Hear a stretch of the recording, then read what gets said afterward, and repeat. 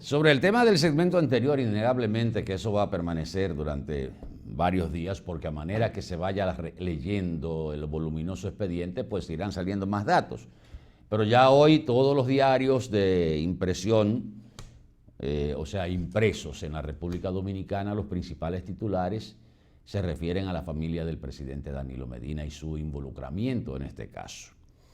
Pero saliendo en otro tema, lamentablemente en nuestro país, y siempre hemos tratado de hacer un aporte de reflexión y a ver si las cosas cambian realmente, los gobiernos han tenido la costumbre de iniciar obras y luego buscar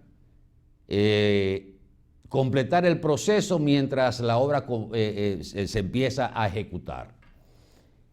Esto ha pasado en muchísimas obras y de las recientes puedo citar el caso de la autopista Navarrete-Puerto Plata, cuyos mayores escollos, de acuerdo a los datos que recopilamos en su momento, era que no se había podido llegar o consensuar el precio de las familias que vivían a los extremos de la carretera Navarrete-Puerto Plata.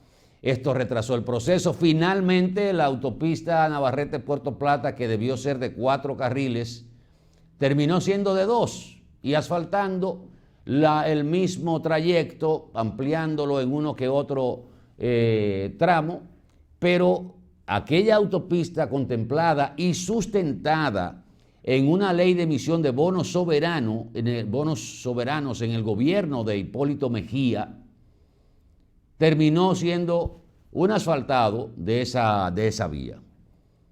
Y aquellos fondos especializados en esa ley que se emitieron esos bonos soberanos no sirvió absolutamente para nada.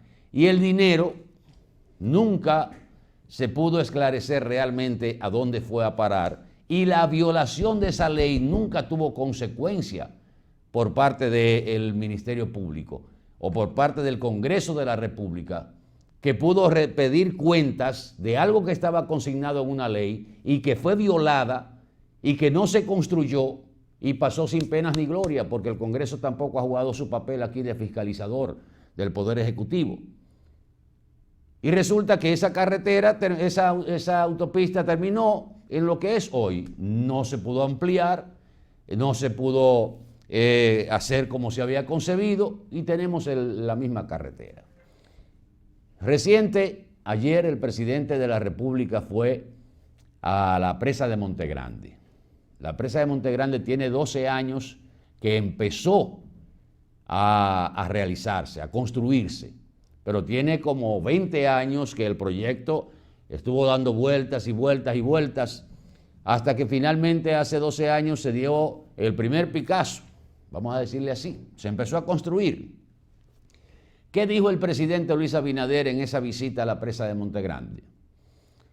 Los que salieron del gobierno pasado dijeron que la presa de Montegrande estaba encaminada, construida en más de un 60%.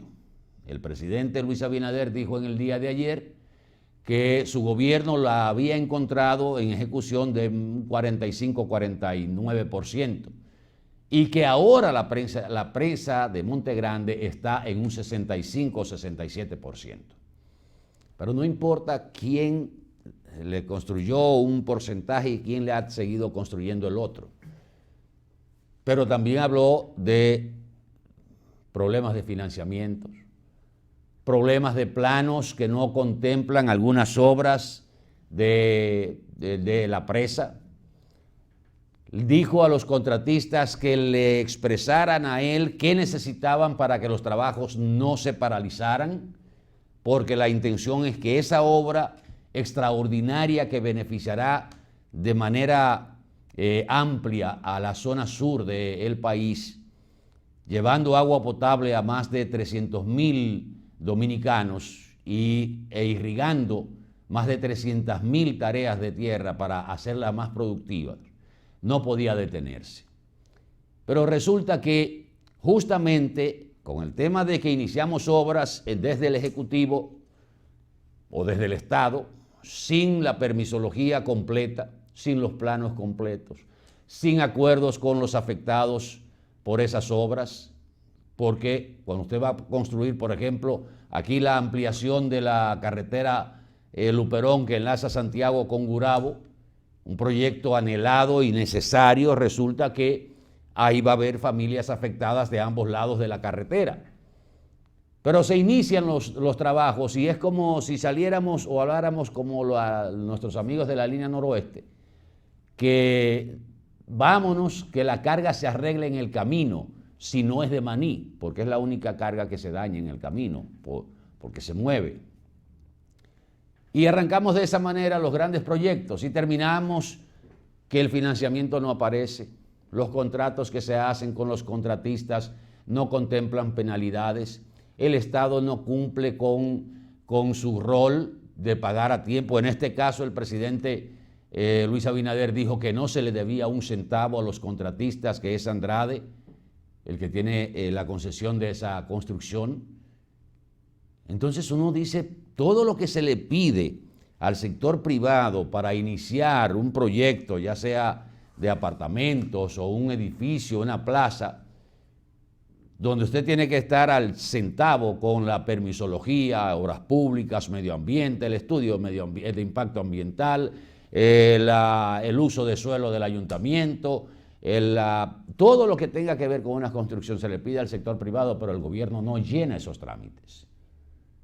Porque aquí muchas veces hemos hablado de un Estado delincuente que viola las leyes y finalmente no pasa nada. Y un funcionario viola una ley y todavía hasta ahora no ha pasado nada. Y por eso es la importancia de tener un ministerio público que actúe de manera independiente. Que a propósito he escuchado que desde el mismo origen del Ministerio Público la ley consigna la independencia del Ministerio Público. Lo que pasa es que nunca se puso en ejecución y el presidente Abinader sí hasta ahora le ha dado carta blanca al Ministerio Público, pero la ley establece que lo único que hace el Poder Ejecutivo, el derecho y la competencia que tiene es de nombrar el Procurador General de la República y un porcentaje de los fiscales. Pero después, a partir de ahí, el incumbente es o debe ser independiente del Poder Ejecutivo que lo nombra. Y en términos de final del comentario sobre las obras, ojalá algún día aquí nosotros podamos tener que el orden entre por la casa, por su propia casa, y que el gobierno o los gobiernos actúen dentro de su legalidad y la legalidad que le exige al ciudadano común.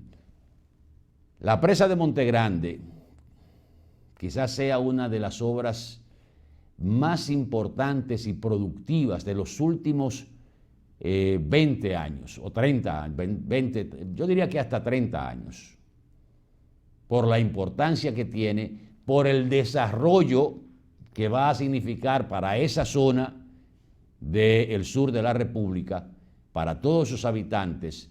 La generación de energía es una obra que se va a pagar por sí misma y sobre todo el bienestar social que van a recibir los habitantes de las localidades, de las distintas provincias que van a ser beneficiadas en el sur de la República con la presa de Montegrande, aparte de algo que era vital y que es vital, que es controlar las inundaciones del río Yaque del Sur, que cada vez que hay una crecida, pues toda esa parte se ve afectada de manera sensible. Nos vamos a una pausa, venimos en un momentito con el próximo bloque. Por favor, quédese con nosotros.